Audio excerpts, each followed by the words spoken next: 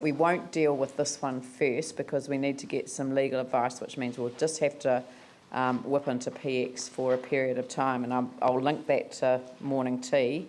So let's move on to the next item in that agenda, which is on the road reserves to be dedicated as Road QE2 Drive, page 48 of the agenda. And would someone like to move that? I'll move that. Phil, and seconded Pauline. And it's just like the road reserves aspect item was just a corrective procedure, so that was straightforward. And the other item though, in the Christchurch West Melton. No, we're going to deal with that separately. Fine. So I'll just deal with the resolution on QE2 Drive. So I'll put that. All those in favour say aye.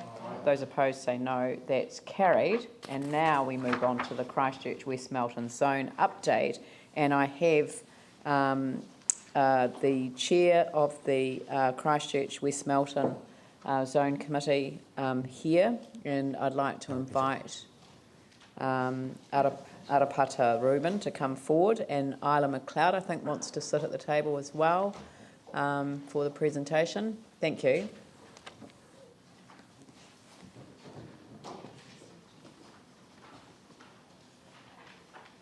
And can I acknowledge that Commissioner Rex Williams from ECAN is here as well. If you want to come forward, you're most welcome, but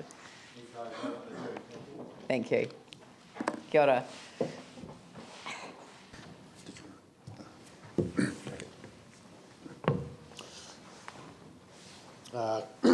Ka mihi ki te matu e te rangi, nāna nei, nā mea katoa. Ka mihi e te whare e tū nei, tēnā koe te hōmuna. Ka mihi ki ngā mate ki tū o te arai moi oki oki. Ka huri ki te hunu ora, ka hui hui mai nei, tēnā koutou katoa. Nō reira, kia ora tātou. Kia ora. Kia ora. Firstly, thank you very much for inviting the Zone Committee to your full council meeting today to support the ITE Committee's recommendations on the stormwater consent process. Probably one of the key things that have come out of our Zone Committee meetings is that we feel this is too big a task for council alone to handle, and we see engagement with local community groups and individuals as a key player in helping us to reach those targets within the CWMS. A number of other zone committees have been doing collaborative consultative processes with communities, particularly in the rural water zone committees. And the key driver for that is to get community buy-in, community actually helping to set those targets, set those outcomes and the timeframes. Being associated with the Ashburton Water Zone Committee, it's a very strong dairy farming community down there. And at first there's always a lot of hesitation, but over the time we come to realise that we all have the same common goals. They need water, they need good, clean, accessible water and good quantity of water. And a lot of the urban community and cultural communities are saying the same thing.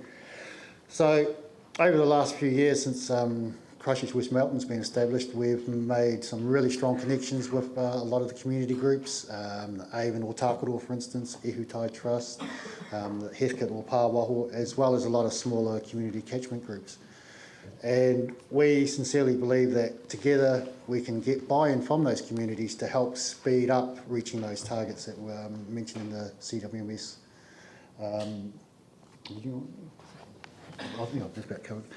So we applaud the ITI Committee's recommendations and thank them for taking on our submissions.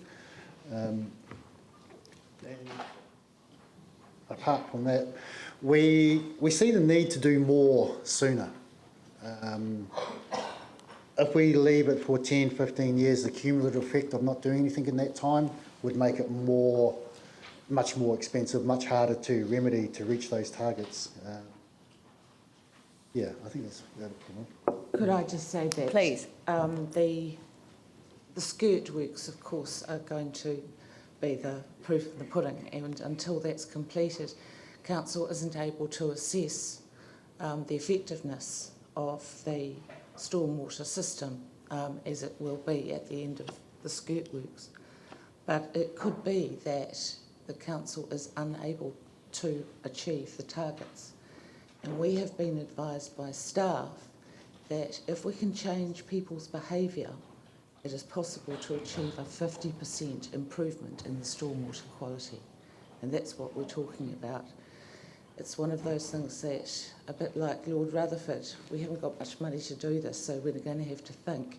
And that's what we would very much like to do, is sit with council and think about what we can do to change people's performance.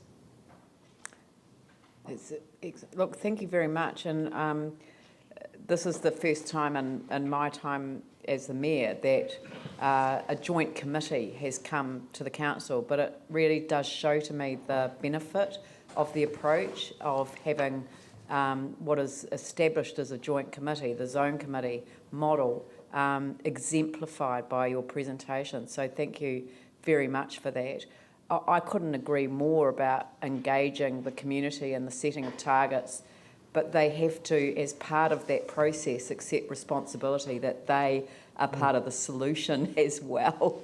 And I remember a very powerful presentation, which was just such a simple thing about not washing your street on the car and having the runoff into the drains. And I mean, honestly, when you wash your car, you don't think about it running into the river. And I don't think it's just the skirt works. So little advertising here. Where's the camera? When you are washing your cars, can you put them on the berm or can you put them on grass somewhere on your property before you do the washing? And if you can't do that, take them to a place that actually properly disposes of the water. And there's a lot of kids that are doing it as fundraisers, but doing it in an environmentally sensitive way. So there you go, a plug for the cleaning up the stormwater. But it's more than that. And one of the things and it's not just the skirt program, just to alert you to the fact that we're having conversations, obviously, with government about the future use of the residential red zone. And there is real potential for re-establishing wetlands and assisting the quality of the stormwater that enters our rivers. And that, to me, is an incredible opportunity that now lies with so much land now available. I think there's a whole lot of factors when we pull them all together will help us meet those targets much sooner. Industry is another big player in this game. We've been working with a number of focus groups on our industry that have been helping to lead change within their own business and encourage those around them as well. Yeah. So I think it's the more we can capture at point of source of discharge, the less goes into the waterways, the less that will need to go into the retention ponds, your red zone land. Yeah. Yep. Has anyone got any questions? Pauline? Add to that, I mean, we've got Kiwi Rail, and Ravensdown have been very cooperative. We've got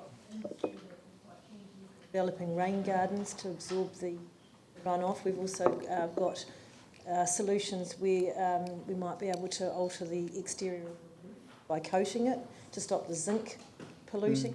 And often the pollutants are the invisible ones. Like when we think of polluted water, we often think of, season, not very nice E. coli and stuff, but it's actually the chemical pollutants which were very, very damaging. They're the invisible ones.